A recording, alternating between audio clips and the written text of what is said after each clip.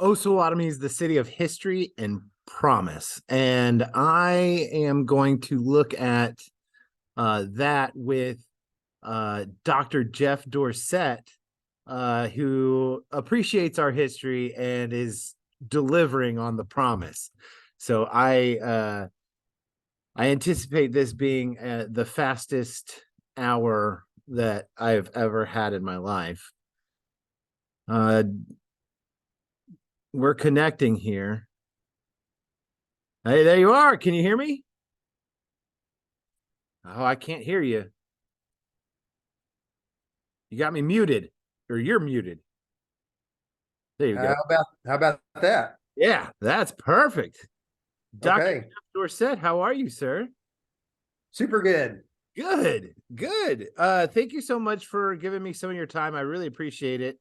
You were one of the people that came to mind when I started doing this podcast. I wanted to get to know this city. I wanted to get to know Osawatomie, and I wanted to get to know it through the people. And I knew that road would shortly lead me to you. So what real quick, I want to go just get some facts out of the way, just so everybody, including myself, has a better understanding. Where did you grow up and where did you graduate from high school?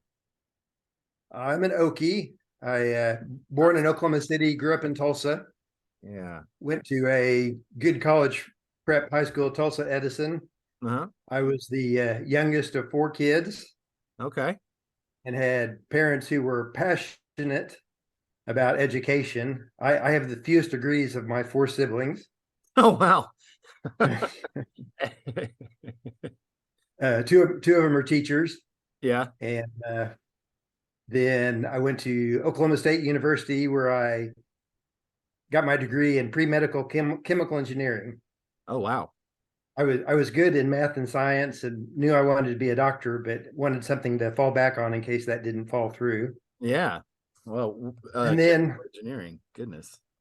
so my wife and I met at Oklahoma State, and we both still bleed orange, but I had to go to OU for 4 years of bad behavior for medical school. Oh man, I'm so sorry that happened to you. Oh well, I survived. Yeah. And went to residency in Oklahoma City at the University of Oklahoma. Yeah. Right as I finished medical school and started residency, my wife is a nurse and she started medical school, so we're the same age, but she started 4 years behind me. Oh, okay. And as soon as she finished medical school, we came to Kansas City, which is where she's from, to do her residency. Okay. And our intention, we both love the mountains. Our intention was we're going to go to Kansas City for 3 years and then either head to New Mexico or Colorado for the rest of our life. And I'd say God had other plans. Yeah, absolutely. What year was that you moved to Kansas City? 89. 89. Yeah. And you still haven't got to Colorado. Many times. No, but you haven't moved. That's right. So I've had friends who have lived there that said that we get to spend more time playing there than they do who live there. That's good. So how did you end up in Osawatomie? Started a practice in Olathe with 7 other great, neat Christian physicians, and as soon as I started with them, I thought, oh, this is where I'm supposed to be for my life. And so right off the bat, I knew that Colorado was not in the plans. And so we're starting practice in Olathe. And after being there for 3 or 4 months. Was that family practice? Family practice, yes. Okay. All right. And after being in Olathe for 3 or 4 months, 2 doctors that worked in Osawatomie left the practice. And so they asked if I would come down on my day off and work in Osawatomie. So I did that for 1 day per week. And they said, well, how about 2 days per week? And so I did that for 2 days per week for a year, and then 2.5 days. After 3 years, I came home to my wife and I said, hey, Sarah, what would you think about moving to Osawatomie? And she said, "Why would we want to do that?" And what was your reply? What is it about Osawatomie that made you think that, yeah, we should move there? Well, I love the people, and being in a small town, I felt much more appreciated. In Olathe, I was just another doctor, and down here, I felt like I was providing a unique service, and it was I like the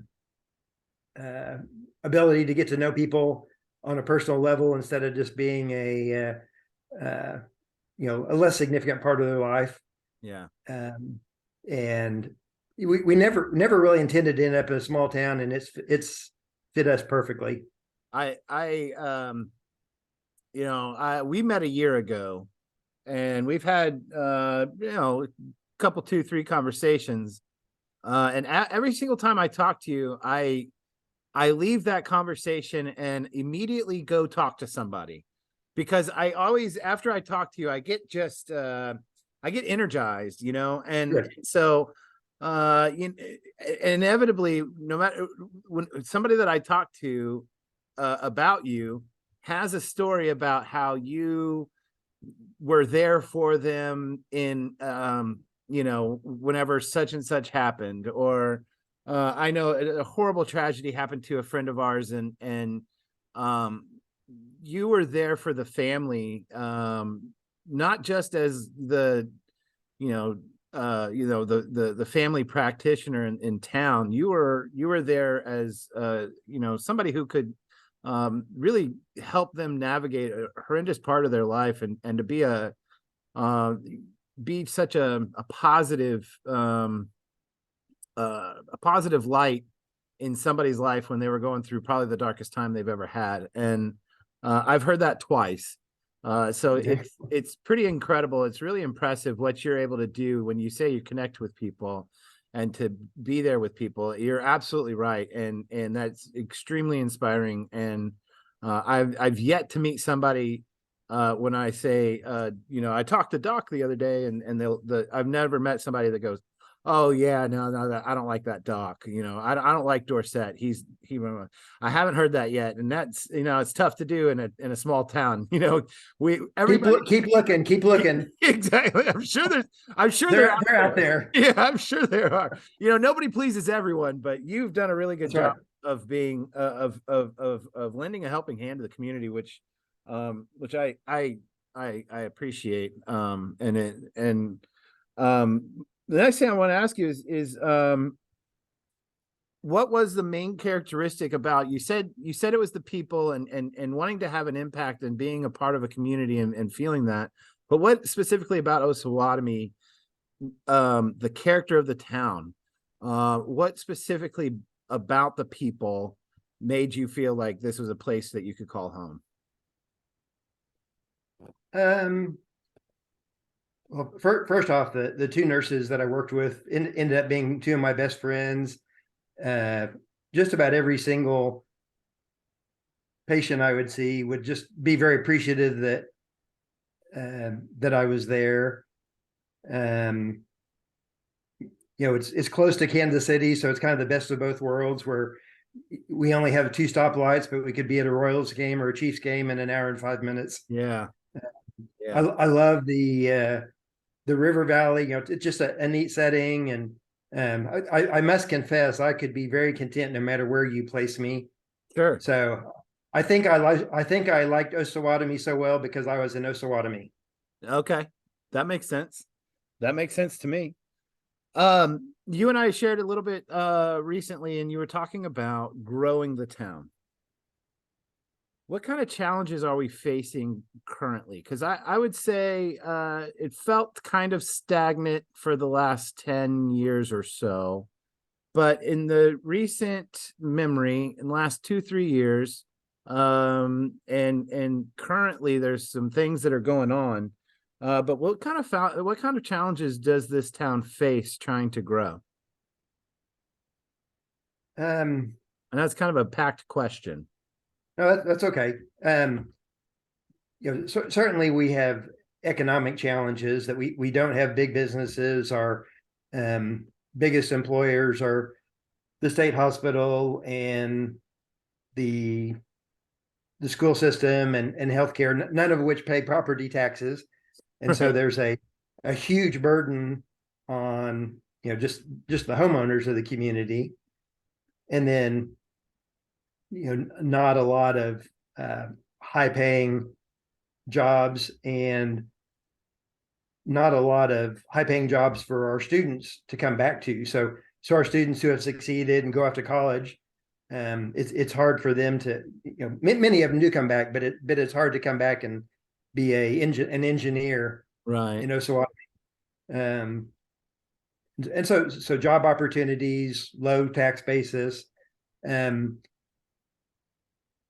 I hope I don't step on anybody's feeling, but we don't have an entrepreneurial community, since for many generations the railroad and the state hospital were the biggest employers, and those were great jobs, Yeah. but those did not require people to be entrepreneurs. So that gene doesn't run thick in Osawatomie. Right. So There's a couple, um, and there's some people trying. oh, absolutely. And I'm tickled pink when there really are a core group of, I'll say 25 to 45-year-olds that are wanting to take over the leadership of the community Yeah. and taking some risk. And we just need to fully support them and, help them in any way possibly we can. Yeah, I agree. I absolutely agree. Um, you know, uh, you are on a particular committee on the town, not the school board. I'm not worried about that. But you're on the arts and tourism board. Is that right? Am I saying it right? Tourism board is one committee, and trails committee is the other committee. Oh, My okay. my So, my wife is on the arts commission. okay. So, She's the right brain of the two of us. oh, very good. Very good. So when I read that you were a part of that committee, it kind of made sense. Clearly you love biking. And my first conversation with you, within 15 minutes, you talked about how you were going to go biking in Colorado. And that I appreciate that about you very much. And I know that the trail has mile zero, starts here for the Flint Hills Trail. Is it solely for people who bike and bicycle? Heck no. Heck no. Well, I mean, who else can go on this trail? I mean, there's no motor vehicles allowed. Like, who else do you Well, see on that trail? it is a multi-use shared use trail for walkers, hikers, horseback riders, and bicyclers. And so bicyclers now can also include e-bikers. And so Okay. that's going to really open up the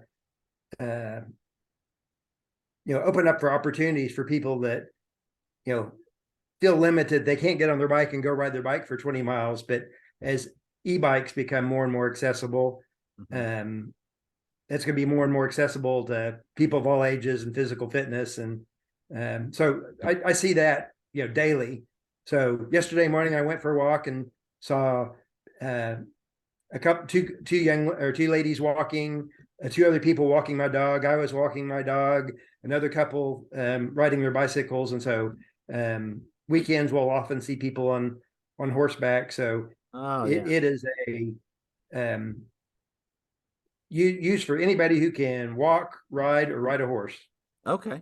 All right. So that was a bit confusing to me because there's a theme of bicycles with you, and I didn't know if we had to mind the trail for just bicyclists or not. So that's helpful. I would say the first 2 miles in town are more predominantly used by walkers. Okay. That makes sense. And people just go 2 miles out and back?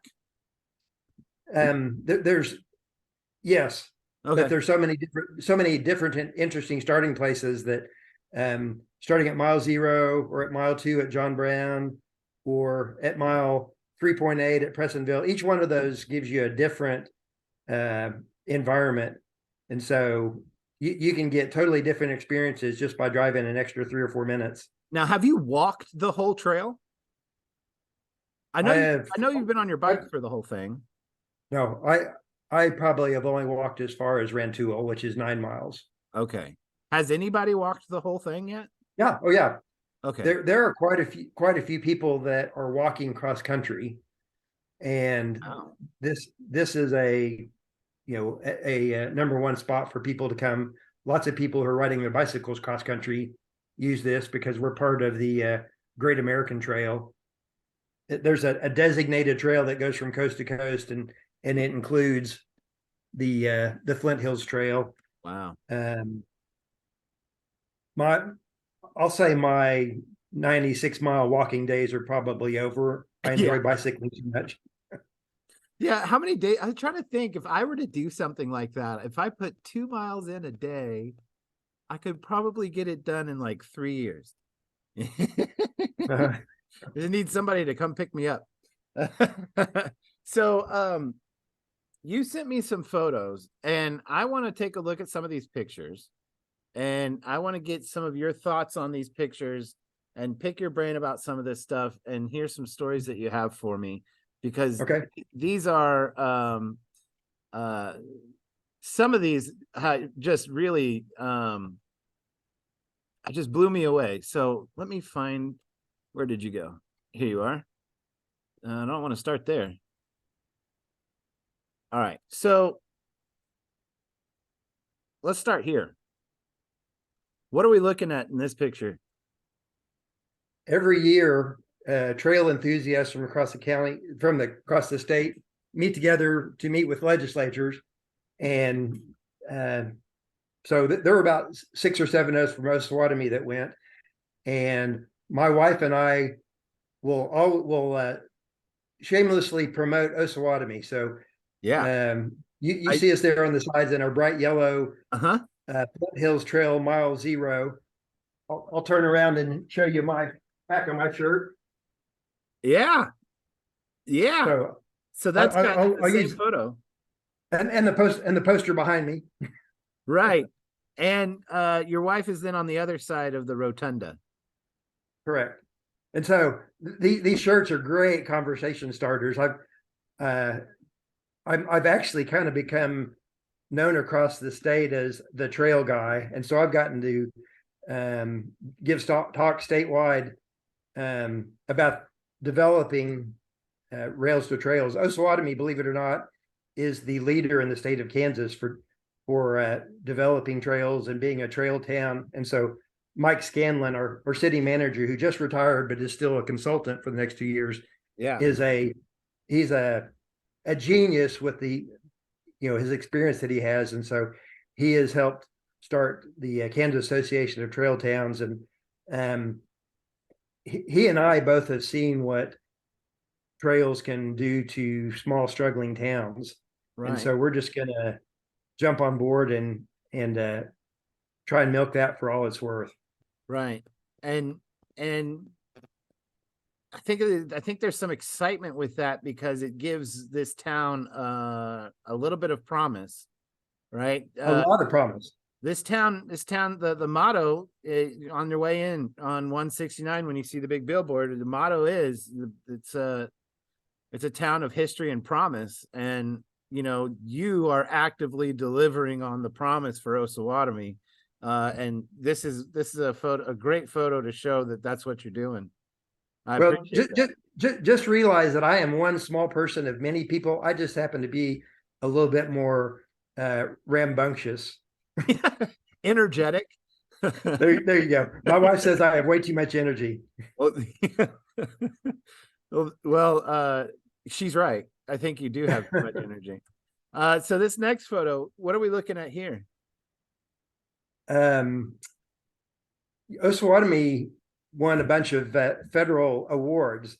One of them, the Flint Hills Trail won a $24.7 million Department of Energy and Department of Transportation grant to finish the Flint Hills Trail. And so Sharice Davids and our county legislatures had a ceremony here. And then afterwards, about 150 bicyclers rode from Osawatomie to Ottawa and back. So this was Wow. the beginning of that. Wasn't a race, but just a 40-mile round trip ride to Ottawa. Yeah. This is kind of a celebratory bike ride. Right. And Yeah. bikers do not need much of a reason to celebrate. Yeah. Well, I mean, we're just looking at, I mean, in this photo, there's dozens of people right at the trailhead, at the beginning of the Flint Hills Trail where it has that beautiful sign. Um, no, that's amazing. The I'm, next, I'm, go I'm ahead. going to tell you about that sign real quick, okay? Yeah, please. Absolutely. Um, if anybody's gone by John Brown Park, we have a John Brown Park sign very similar. And as we were developing the trail, I thought, well, let's tie that into Osawatomie's history and um, trail people who use trails like iconic sites for a picture. And Yeah. so I drew up this sign and took it to Dennis Doherty of Doherty Steel. Unfortunately, Dennis just passed away 2 weeks ago, Oh no. but I had the plans drawn for this and was hoping that he would be able to uh, do it for us affordably. And he totally donated that sign. Wow. And so now in Kansas, this is definitely the photo op for the Flint Hills Trail. Yeah. Oh, absolutely. You got it. You have to. And the picture, there's a one coming up in a minute that's gorgeous that shows the the main seating area and stuff, and we'll take a look at that in a second. But this one I think is amazing. What is this? The Midwest Endurance Race? Two ladies in pale that have more energy than I do have started Midwest Endurance Sports, and it's for ultra marathoners because some people 26.2 miles is just not enough. Oh gosh. And so they have half marathons, 50K, 100K, 100 mile, and What? we'll soon have a 200K run. And so these tend to attract people from, really all over the country. The last one had people from 10 different states. And it's kind of a close knit group of people. And so these two ladies use the Flint Hills Trail as their basically their home field. Sure. And they have two big events every year and then smaller events monthly. Yeah. What now you're a doctor. My hope is that you understand the body pretty well. 200-mile run or 200-kilometer run? That doesn't sound like something that human beings should just like, go do. Is that safe to run that far? Um, I'll say yes, but and then the but is um, they've kind of shown that multiple marathons can ultimately be hard on your heart, Okay. and so I would say the sweet spot for marathons in your lifetime is 0, 1, or 2. So if somebody's gonna run 100 miles, that just sounds absolutely ridiculous. I just don't. That's absolutely crazy. But of course, these people are training for it, so kudos to them. And I mean it is such a supportive community, and the endorphins and enkephalins. There's the runner's high, and Yeah, um, so I say more power to him. yeah. This next picture is really cool. You said this. I didn't catch how old this gentleman was, but he's a cyclist from California who came to Um, Osawatomie. yes, and I don't know if you can see his shirt, but his shirt says Underground Railroad. It's a biking shirt like the one I'm wearing. Yeah, And here's an important lesson I want to tell your listeners. please. Um, talk to people. You will. I have met so many interesting people because I'm not bashful to talk to strangers. So Right. this gentleman was at the Freedom Festival in John Brown Park, and Okay. so he was walking with a walker, getting into the cabin, and when you see a 92-year-old in a bike shirt, it kind of catches your eye. So I just went and said, "Oh man, I like your shirt so much," and he and I sat down and talked for 45 minutes. Um, we met again, took them and his family out for dinner. He and I have kept in communication for the last 3 to 6 months. And this is a guy that started biking at age 68 Oh and wow. after starting age biking at 68, he had ridden 78,000 miles. Goodness gracious. And anyway, his shirt, Underground Railroad, he had um, ridden on a bike ride, the Underground Railroad, and one of the stops that they did not get to do was John Brown Cabin. And so for many, many, many years, he's been wanting to get back to John Brown Cabin. And so it's kind of neat that he's a retired physician. He has all these resources. He's been all over the world. And one of the top three on his bucket list before he died was he wanted to go to Osawatomie, Kansas. That's incredible. Because he knew the history that was here, and he was very interested in the Underground Railroad. And so his son and son-in-law and his wife drove their fifth wheel camper from California just so they could spend the weekend in John Brown Park to go to the Freedom Festival. That's incredible. I want people to realize that they have this incredible, internationally known, internationally significant event in their backyard. You know, Right. You live 3 blocks away from it, I think, Dave. And Yeah, I do. We had a foreign exchange student from Spain, and she remembered learning about John Brown from Osawatomie as a high school student in Spain. What? Well, that's you don't. I guess for some people that grew up here, you don't really kind of grasp it until you start digging in. I almost wonder if we should have a freshman class here that dedicates like a whole semester to the town, because there's so much richness that you can get from this. When I was talking to Grady Atwater last week, he was we were talking about how when you study John Brown just for 4 or 5 minutes, you're confronted with the question of what at what point do your morals require violence? And that's what you're talking about, some incredible questions that are part of the human condition that arise just from our town, and that part's quite amazing. And that's really interesting that this gentleman at 92 had to come to Osawatomie because he wanted to get to see another stop on the Underground Railroad. That's really neat. I want to follow up on something you just said, because Lori French for many, many years, a middle school teacher, has done a good job of that. So I give her a lot of credit. I think the key is we don't learn history until we're ready to learn history. I can't cast the first stone, because when I was so busy in my life, I did know this stuff about Osawatomie. I'd say it's just really in the last 10 years, as I've gotten away from Osawatomie and learned more things about Kansas and realized how significant Osawatomie is to the rest of Kansas. And now that I have time, so we don't get to cast the first stone, right? But I think we need to toss appetizers out to people, and hopefully they'll get hungry. Yeah. No, that's fantastic. I appreciate that, because I think that's kind of what a lot of what I'm doing is this is doing these videos and these conversations with people from Osawatomie and that are part of the community. It's a selfish endeavor, because this is for me, I'm learning about this town. This is my way of ingraining myself in this town and doing what I can to be a part of this town. And so it's kind of I love that you call it an appetizer for people who are hungry to learn more, because it is absolutely rich.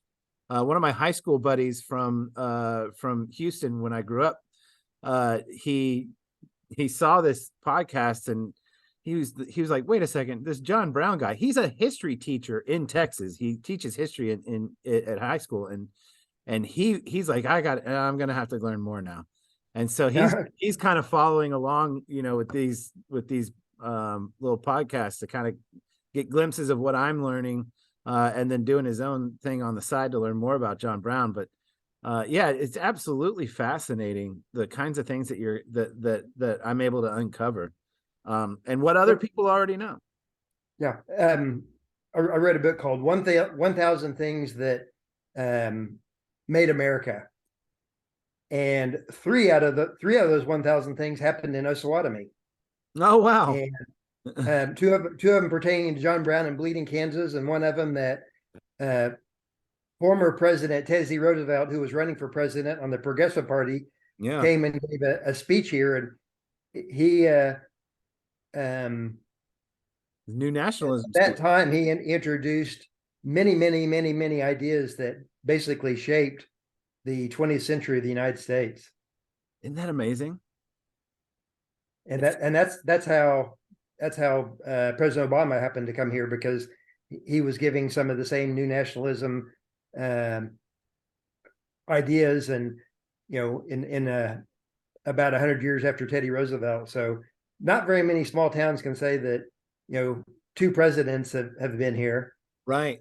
Right. As a matter of fact, in Osawatomie, Kansas, over a period of 2 years, I got to um, meet Governor Kathleen Sebelius and sit and have dinner next to Sam Brownback and go hear President Obama talk, all within 125 yards of the high school. Really? Wow, that's incredible. See, governors and presidents, for Mm-hmm. some reason, this town had that's really interesting. This town, and So there's something about so this place.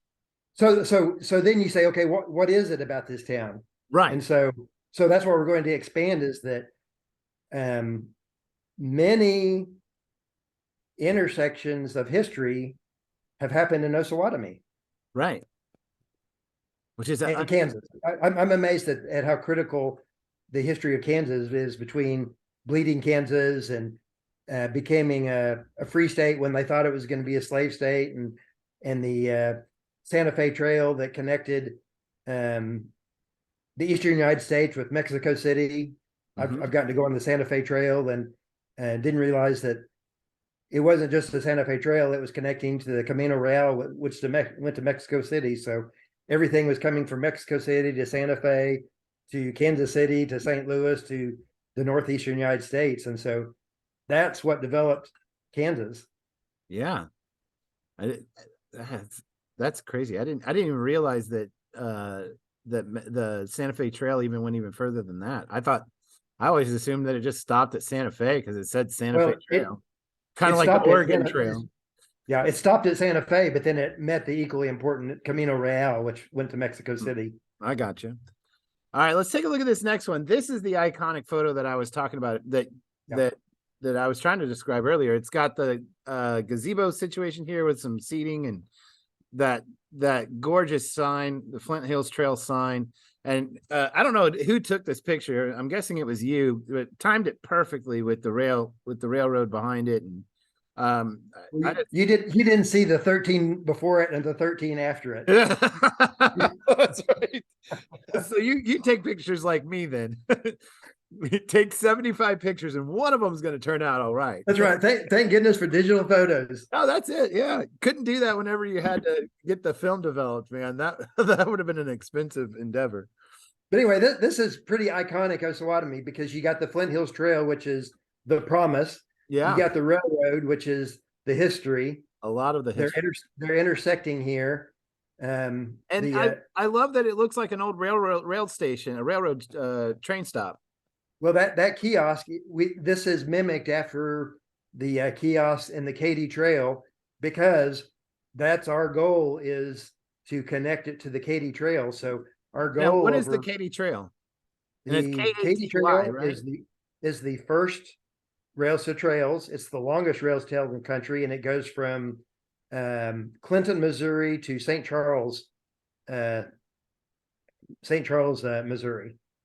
So Okay. that's the longest and first um, rails to trails in the country, and so it gives us an idea of what we have. So it's 30 years old, Okay. and in 2022, which is when the most recent numbers were, the Katy Trail contributed $32 million in economy to the small towns that were on the Katy Trail.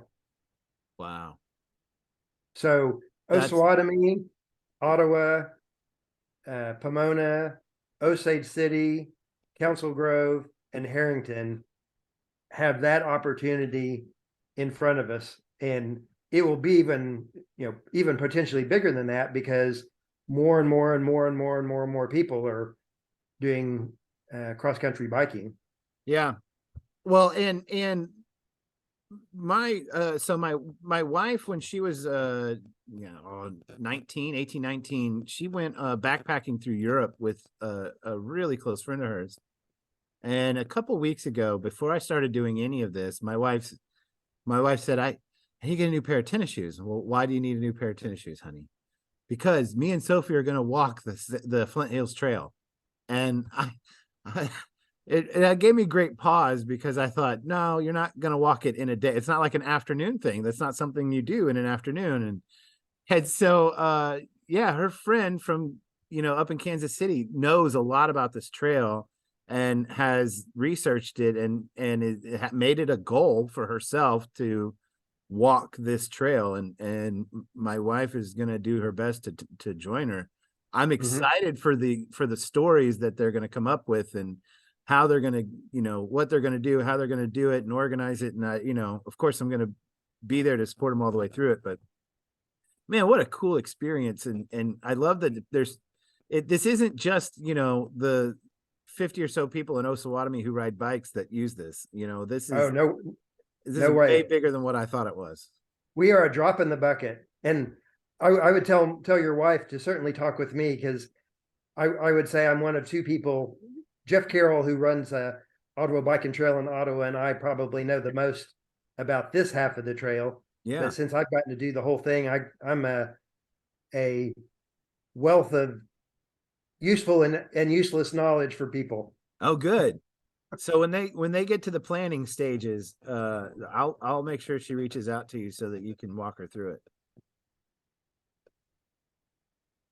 All right. So now this is, what you said was the one half of the trail is the rolling hills, the Flint Hills, and the other half is almost a tunnel of trees.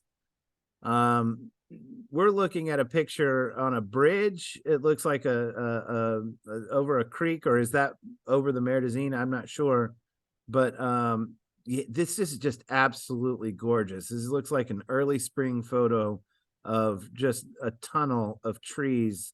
It looks absolutely tranquil. When did you take this picture? That was day number 2 of the second time that we were riding the whole trail, and so that was first week of May. Okay. And so my wife and I and this couple, but this is our. I hate to tell everybody about it, because it is our um, place of peace. But this is mile 6.7 on the trail, and you feel like you're in the Ozarks. Yeah. Up on the right, there's 75-foot bluffs, and this is just a small nameless feeder creek. But on the left, about 50 yards to the left, is the Merdazine. So Oh, okay.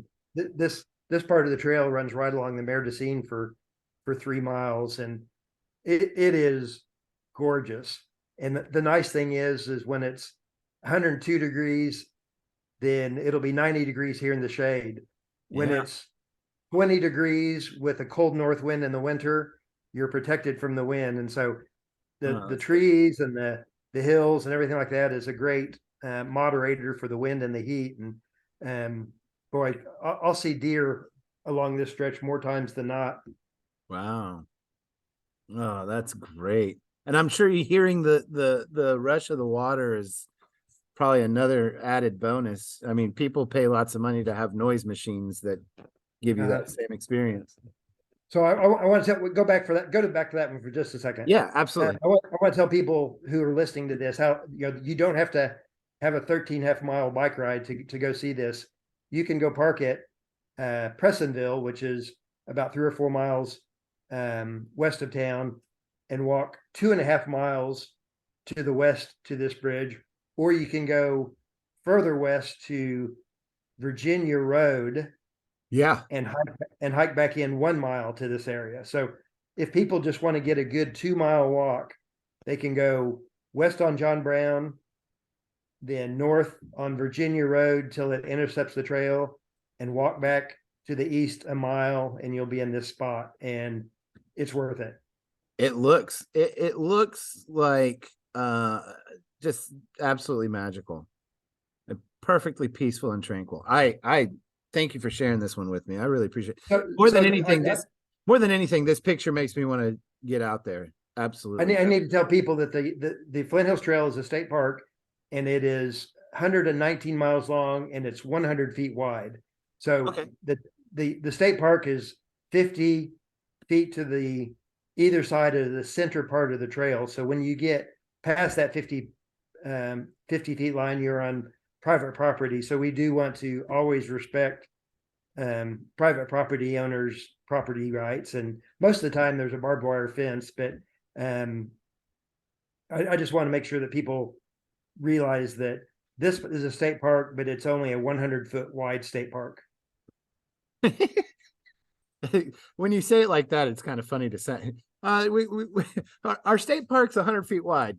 That's all you get, but it's 100 and something miles long, so it kind of makes up for it, right? but looks past that 100 feet are free. Right, exactly. And I appreciate you making mentioning that, because I'm sure that nothing's done with everybody being real. Not everybody's going to be super excited about anything that gets done, right? There's always going to be somebody who's upset or disappointed, or feels like they're that they've been wronged in some way. And I appreciate you recognizing the people who have had to make sacrifices for this to exist, and ensure that that they are respected and their private property is respected. And I appreciate that. Just to tell you a little bit about the philosophy of Rails to Trails, that the railroad, bought this from property owners, 150 years ago. And so it is railroad property, but when rail lines are abandoned, many of them are what are called rail banked. And so the railroad actually still has right to this, that if they have, if we had a World War III or something like that, where it was necessary, rather than reverting back to the original landowners, then this is still a maintain access, and it's always run by a not-for-profit. So originally it was the Conzo Rails Trails Conservancy that developed this. One of the three people that did just heroic amount of work was Doug Walker here in Osawatomie, and that's why Mile Zero is called Walker Station. And so then they did such a good job of it. Then the state of Kansas said, "Well, heck, let's make that a state park." And then they gave us the gift of a state park that ended right at the western edge of Osawatomie in a dead end. And so that's when the promise of Osawatomie came, is when our city manager, our city council, our mayor said, yes, let's start investigating what it would take to connect this dead end state park to access in the community. And so a group of citizens and donors, got grants, raised money, about $300,000 to connect that 0.8 of a mile from where the state park ends behind Trojan to the ball fields. And that's just the beginning. We're really in the way past the planning stages of bringing that trail along the railroad tracks into downtown, with more and more bicycle trails around town and bicycle lanes through town. Yeah, I'm excited for those next steps where we could see some more healthy traffic coming through town. Mm-hmm. I really like that. I've learned a lot doing these interviews.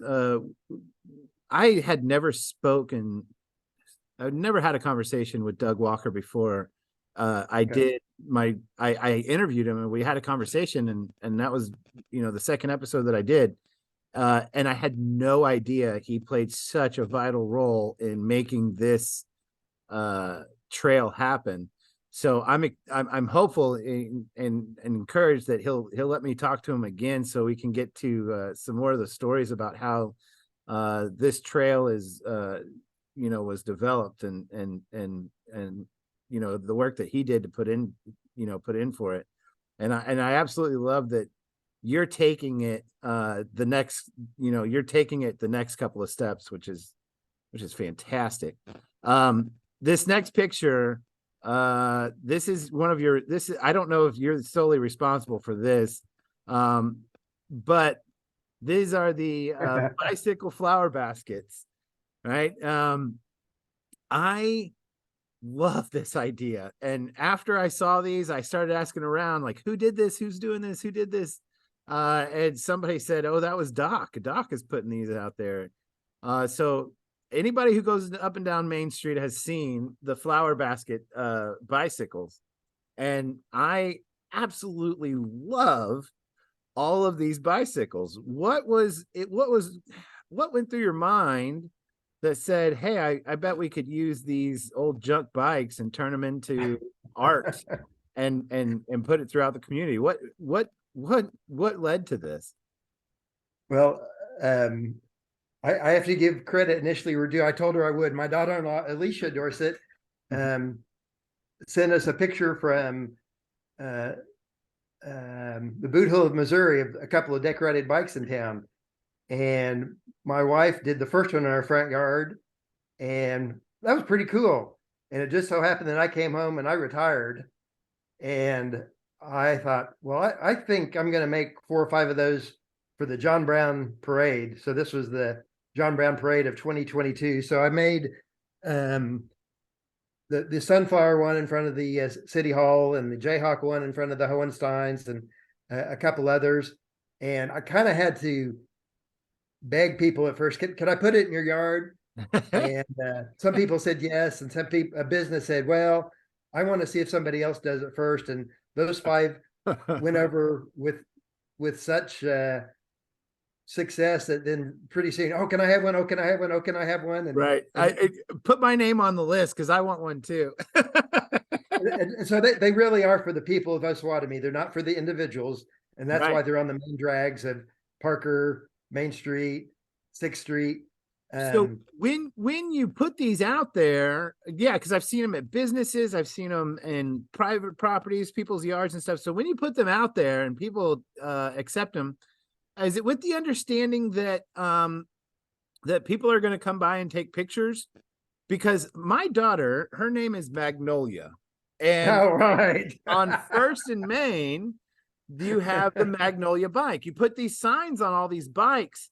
And so every day I pass by that, I think to myself, I am going to get a picture with my daughter next to this I can't bike. believe you haven't yet. Well, I don't want to walk on somebody's front yard without, No. and I guess I could go up and knock on the door and say, hey, my daughter's, can I take a picture and do all that? But I want to know, is it okay and safe? Do people have an understanding that I might have to come onto their front yard and take a picture with my kids? Okay. So we're safe there. That's right. Everybody that has them is the understanding that they are for people to enjoy. Okay. And so each bicycle needs to be unique, and each one has a story. And so that lady said she wanted one that, oh, I think I'd like yellow and green. And she said, I grew up in the South. Yeah. So I said, okay, well, this one's going to be called the Magnolia. And so each one kind of has a fun, unique story behind it. Yeah. Oh, I love it. I think it's great. Absolutely wonderful. And we're up to within 1 or 2 of 50. And really? so There's 40, 47, 48, 49 of them out there now? Yeah. Wow. That's awesome. How many, what's your ultimate goal with this project? Well, 50 is my goal, to get a map, a kind of like a trifold brochure, and then maybe see if I can get some attention from a Kansas City TV station or something like that. Just anything to promote Osawatomie. Yeah. And communities around, people come say, oh, I'm going to bring my aunt over, and some people are coming from 10 or 20 miles away to see them, and that's exactly what I want. Right.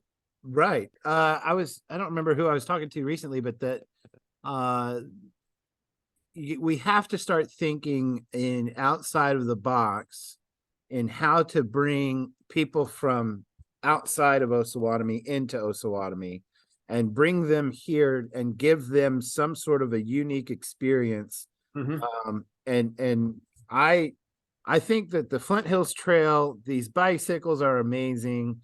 So that kind of work is absolutely doing what you anticipated it to do, is to bring new people to this town and give them an opportunity to explore the rich things that we have going on here. I Yeah, love we can't be all things to all people, but there are right. people like my family that want to have a fun physical outing and a good meal to eat and Mhm. maybe learn something historical. Well, That's perfect. let's say only 1 out of 100 families are like that, or 1 out of 1,000 families are like that. Well, just so happens that there's 2 million people that live 1 hour north of us. So Right. one if 1 out of 1,000 people in Kansas City say, "Yeah, that sounds like a fun thing to do," well, guess what? That's 2,000 people. Right.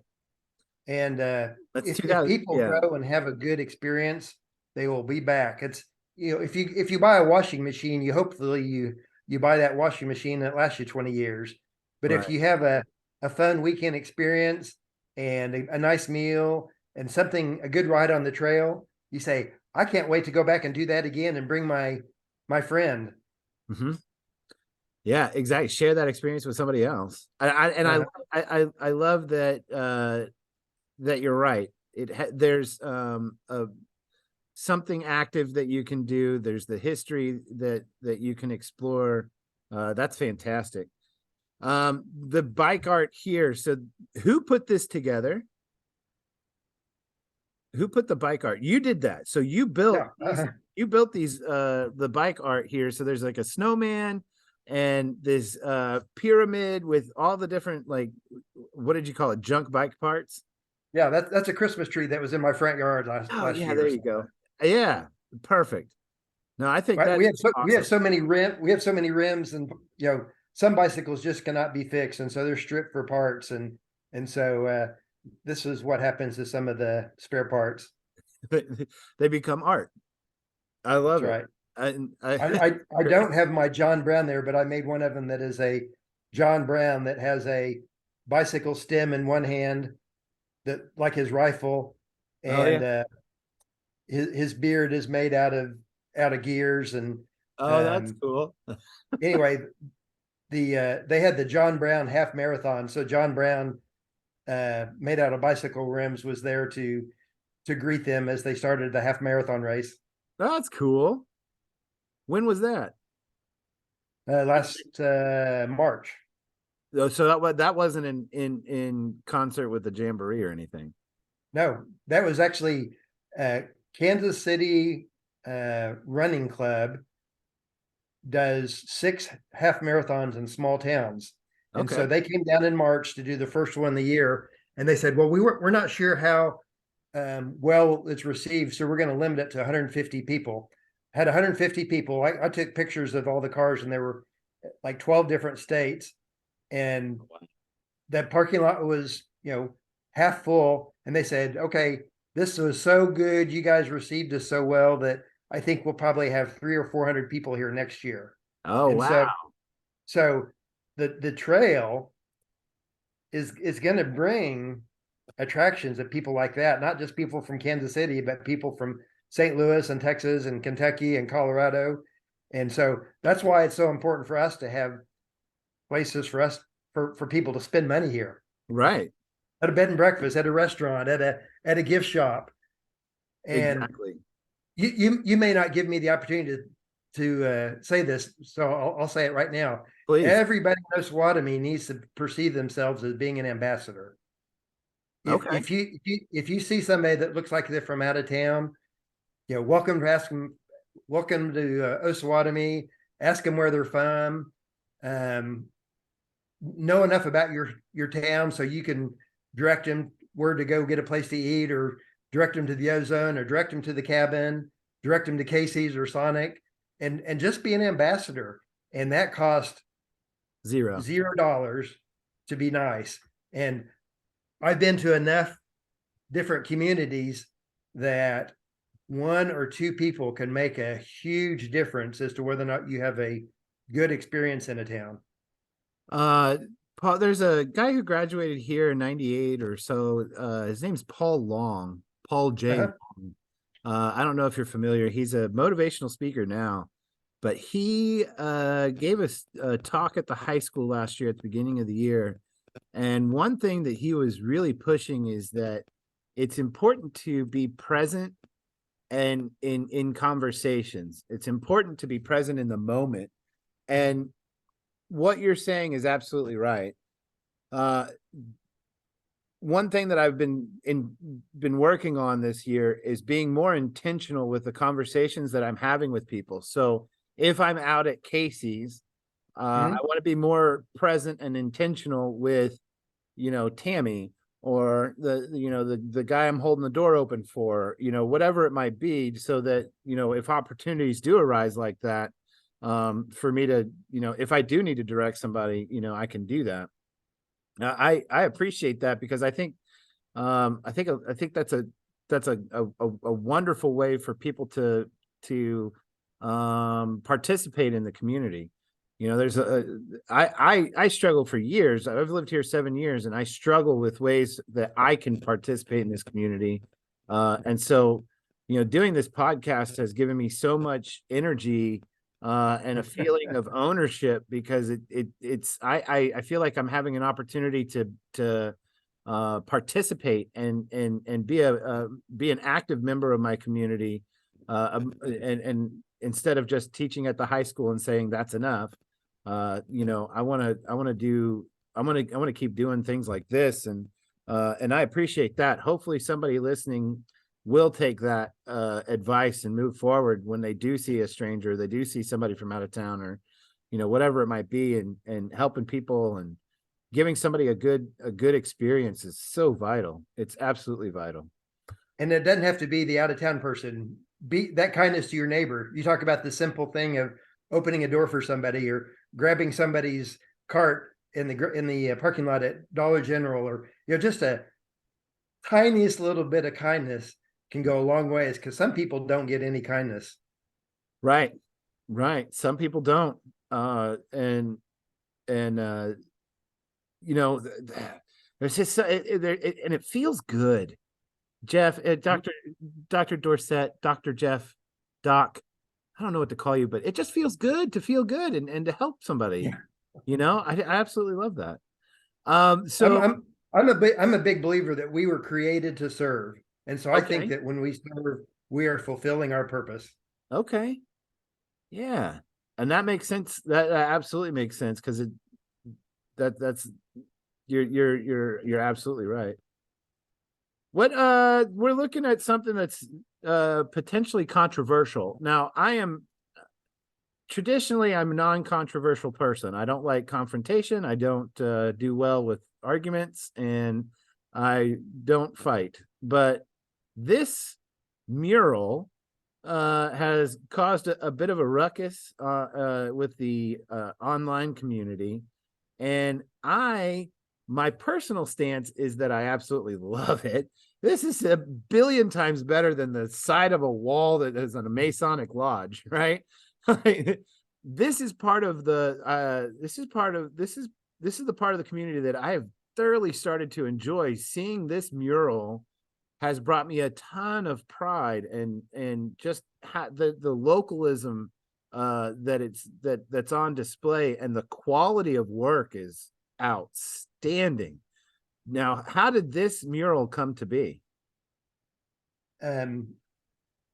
This was a grant by the Kansas Rural Prosperity, and so grants trying to promote small towns in Kansas. We applied for and got this grant. So this was zero taxpayer dollars. This is all private donations.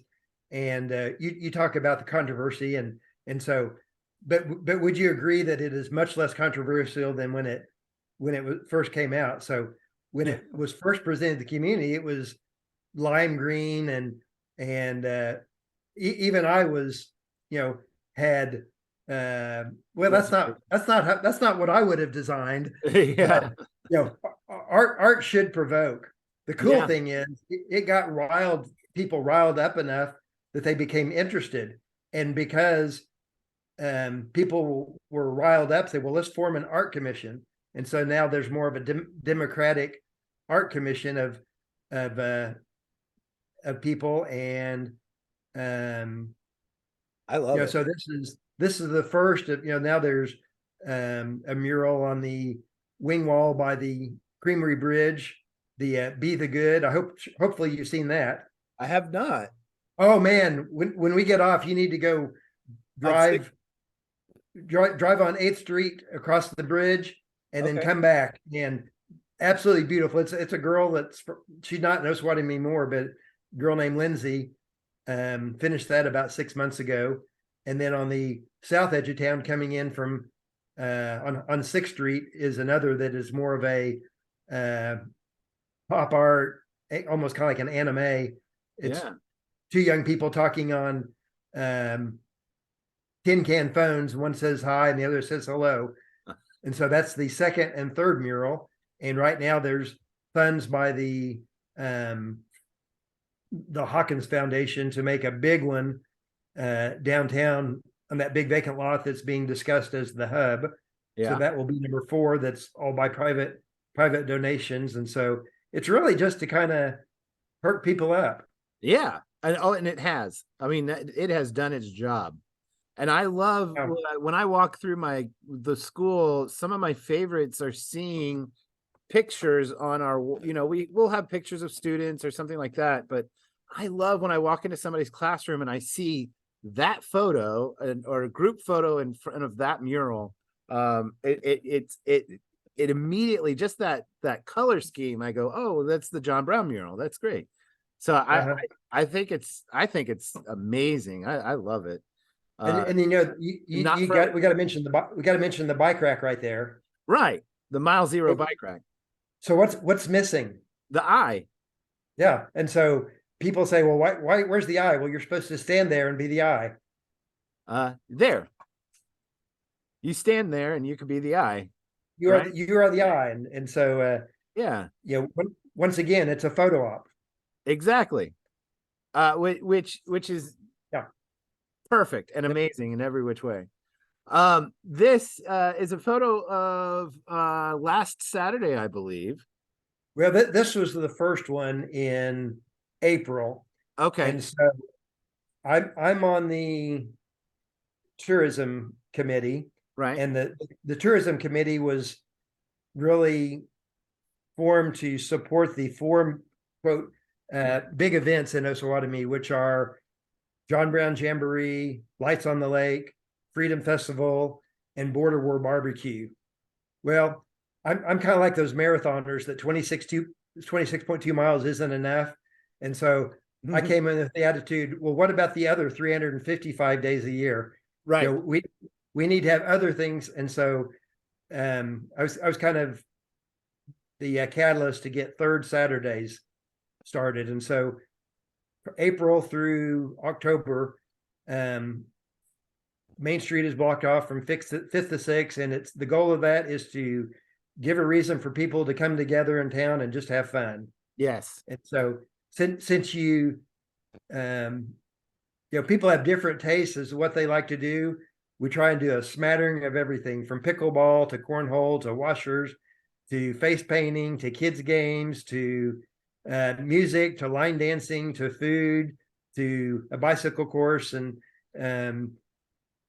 a lot of people just like to go down and sit and watch people, which I love doing that. Yeah, I was going to say, when my wife and I drove past it, so now I'm not emotionally mature enough to do Facebook or any of that stuff. So she's in charge of our family on the social media. But we were driving up to Kansas City a couple Saturdays ago, and my normal route would take me through Main Street right there, and it was blocked off. And I looked at my wife and I was like, hey, what are they doing? What's going on? And she goes, oh yeah, that's third Saturdays. And I was like, well, you got to tell me. So now I know. And I love this idea. And I love the idea of having just all sorts of stuff for all sorts of people. to come out and just get the community an excuse to get together. Just having an And excuse to get together is amazing. and the reason that people may not hear about it is we are trying to keep the expenses down. So rather than spending $500 on advertising, it's word of mouth, Facebook, and signs. And so I ask everybody that please let everybody know and bring your family. And if you had fun, let us know and tell 10 other people, because I'm an optimist, but I could see this being a regular 500 or 2,000 people gathering. Our first one had 70 and we froze our butts off. Our second one we had 200. Our third one we had 220 and sweated to death. And Right.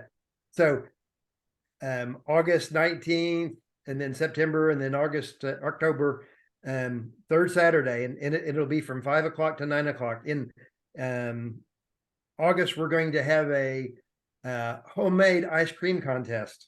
Hey. So if anybody thinks they are pretty good at making homemade ice cream, then this will be an opportunity to prove themselves. Yeah. And I appreciate you for asking me to judge that contest. That was so kind of you. And Well, actually, everybody that pays $5 to get 5 small scoops is a judge. oh, there you go. Okay. So Oh, yeah, that's all judges are self-appointed, and then yeah. whatever little bit of money we raise from this will contribute to the Ministerial Alliance for their things that they do around town. Oh, good. Really good. I mean, the cycle of good is starting to pour in. I love it. Tell me about this mural here. I did not know anything. Is John Hurd is the name of the artist? Is that correct? Stan Hurd. Stan Hurd. I'm so sorry. I should have known Stan. But he put together this. It's called an earthworks. And where is it? I have not seen this. Looks like something I should have seen by now. Where is this located? The thing is you've seen it 50 times. You just didn't know that you'd seen it because it's really much more visible from above. But Right. it's about 50 yards southwest of the John Brown cabin. And so you can actually see it from Main Street, but you can really only fully appreciate it from above. Oh, that is fascinating. So Stan Hurd is a big deal. He did a Amelia Earhart in Atchison. That was one of his first ones. He just got through doing in Lawrence a Bob Dole, but he has done I'm not sure if it's 40 or 400 acre one in China. He's done giant earthworks artwork like this all over the world. And he's from Lawrence, but he has this incredible, huge place in his heart for Osawatomie because being from Lawrence and Bleeding, Kansas. So Sam Moon, who's our assistant city manager, contacted him and he was interested. So Sam Moon gets total credit for Stan Hurd being here, but he wants to have a continuing relationship with Osawatomie because he sees what we have here and he knows that John Brown and our history is a big deal. Yeah. Yeah. It's just so neat. The picture alone, it looks amazing, but then you start to look in on some of the details and you're like, these are rocks and grass and what in the world is going on? Like I now have to go back up to John Brown Park. I was there like 2 or 3 days ago, had no idea that this is even there. And I'm sure I've seen it.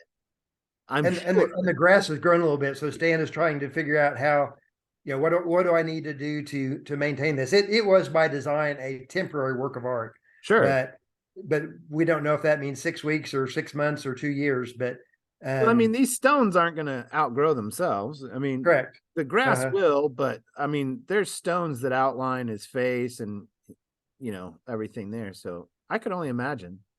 So this is a piece of the puzzle to get Osawatomie and the John Brown site designated as a National Historic Park. So that would be run by the National Park Service. And if anybody happened to see 3 or 4 months ago, Gordon Schrader had a an editorial in the Miami County Republic, and it was entitled "There Wouldn't Be a Harper's Ferry Without John Brown and Bleeding Kansas." And so basically the parallel between, Harper's Ferry is a National Historic Site, $17 million budget per year, many employees. And so if we can get some designation as a National Historic Site, now all of a sudden we have support from the National Park Service and Resources. upgrading of, things at the cabin. And so could be a really big deal. Yeah. Designating Osawatomie as the capital of Bleeding Kansas. And so these are things that we're getting support from our two senators and Representative Sharice Davids, that then we'll present it to Congress and hopefully have like an introductory or investigative phase to see if it's worthy. So it's a many-year process, but Right. We're well on the way of getting that started. And talking about gems that we have in town that people don't recognize. Grady Atwater is a gem. He is. He is the nation's expert on John Brown and Bleeding Kansas, and so Grady is kind of a national treasure that we don't recognize it because he's in our own backyard. Right. But he's a well-respected historian from everything that I've been able to piece together about him so far. And especially, I just say this is kind of a niche thing, this slice of history, but it is wildly important. It is wildly important. Our country, just on a bird's eye view, has, the first 100 years was all about handling and dealing with slavery, and how do we handle the issue of slavery, and and one of the multitude of answers came out of Osawatomie with Osawatomie John Brown, which I think is wildly important, and not just because I'm here and I'm trying to promote this town the best way I can, but because of the facts of the situation. I mean, what he was able to do and what he was able to accomplish, and the hearts and the souls and the minds of the people that he was able to move into action, I think is something that everybody needs to try and appreciate if they can, in some form or fashion. And for us to have that right here in our backyard. Yes, right here. Unbelievable. All right, so last picture you gave me, bikes, barbecue, and John Brown. What is this about? And I love that shirt, by the way. It's unbelievable. So what is this about? So Saturday, October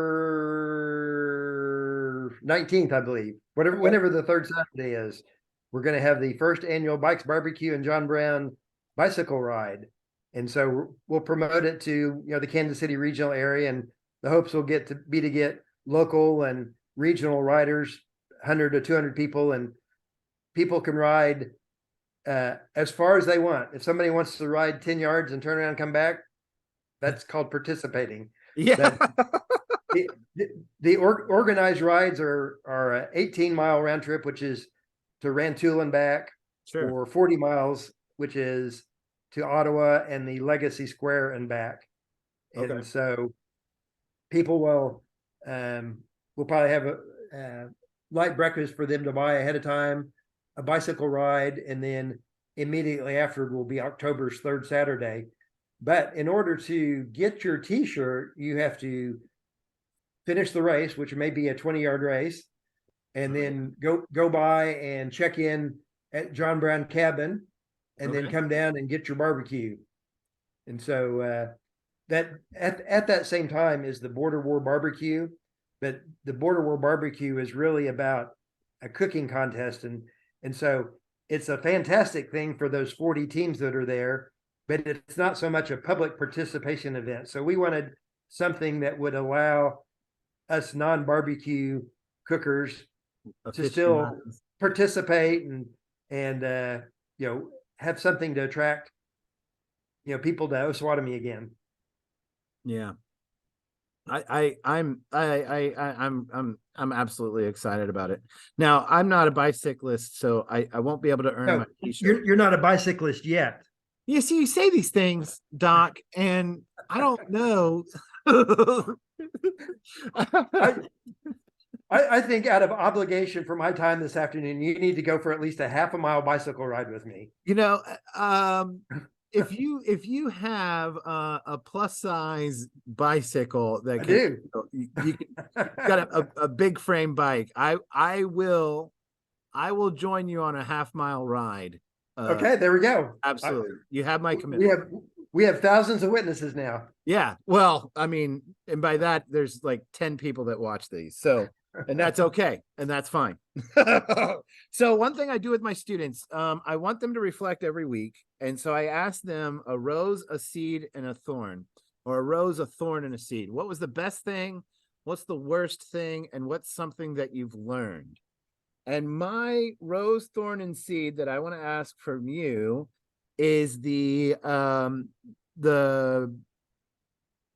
flower basket bikes project that you put together. What is the best thing about that project? What is the worst thing about that project? And what is something that you've learned? What's your big takeaway from working on that project about bringing the bicycles to Main Street? Well, the rose is how it has drawn people in that really have no interest in bicycling.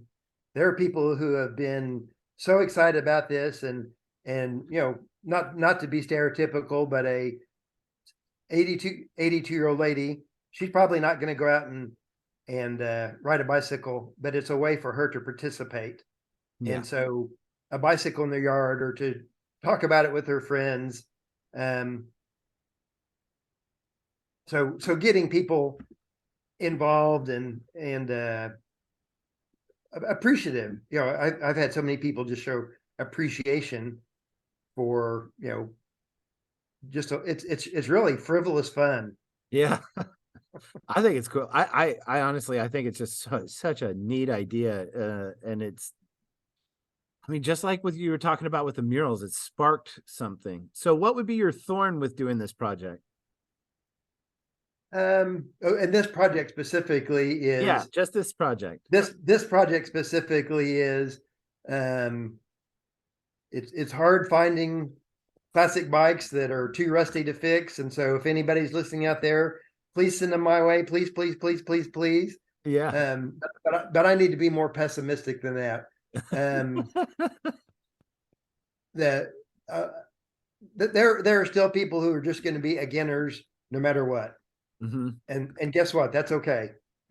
Yeah, there's a reason why there's a slew of people that are contrarians. I try and pick one kid out every year and teach my classes what a contrarian is, and it's somebody who always has a contrary belief or say opinion, just to take the other side. And so that's going to exist, and those people are out there to naysay whatever it is that you're trying to do. So you know what? I'm glad that that's your only thorn, or your biggest thorn. What's your seed? Smother them with kindness. Right. Oh, absolutely. Kill them with kindness. Absolutely. What then is your seed? What's your big takeaway from the bikes project that you did with the flower baskets? Everybody has a story. Oh, good. Yeah. What kind of story?